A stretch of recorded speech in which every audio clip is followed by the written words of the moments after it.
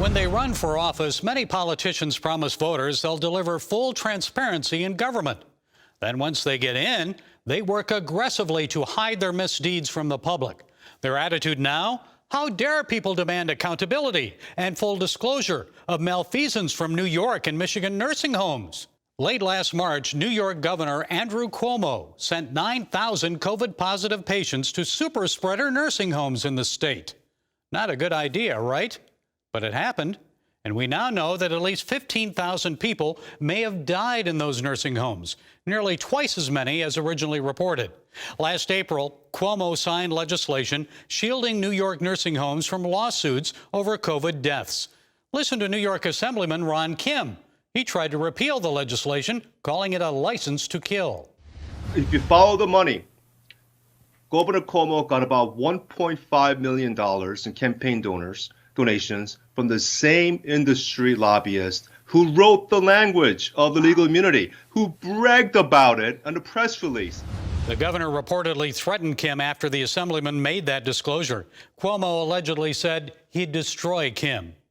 Meanwhile, in Michigan, there are now calls for a possible criminal investigation of Governor Whitmer's handling of nursing homes early on in the pandemic.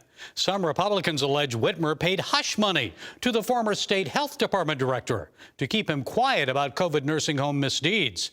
Robert Gordon resigned in January and received what Whitmer says was a $156,000 separation agreement. In return, the former health director signed a confidentiality agreement. Governor Whitmer denies it was hush money designed to keep Gordon quiet. She said, quote, "Separation agreements are used often in the public and private sector." Michigan State House Oversight Committee Chair Steve Johnson disagrees. This is not something that's common, not something that we've seen here in state government before. And if it is so common, then why weren't they open in the public about it? It was actually the work of a dedicated journalist that exposed this. It's something that they tried to hide all along. And this is taxpayer money. And folks, that's why the people of Michigan deserve the truth. This was a public official. The public pays his salary. And he received $156,000 of taxpayer money in exchange for secrecy. What does Gordon know? When did he know it?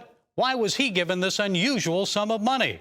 It sure seems like someone wants to keep him quiet, doesn't it? Let's pray he doesn't end up like Jimmy Hoffa. But the people of Michigan deserve better. So do the people of New York. There should be full disclosure and an independent, non-political investigation conducted in both states. If Governors Cuomo and Whitmer have nothing to hide, then let's see them call for a thorough investigation. Utterances on the campaign trail advocating transparent government need to be more than empty promises. It's time to get at the truth. And promises made, promises kept. Well, that's it today from the Global Lane. Be sure to follow us on Facebook, iTunes, SoundCloud, YouTube, MeWe, Parler, and Twitter. And until next time, be blessed.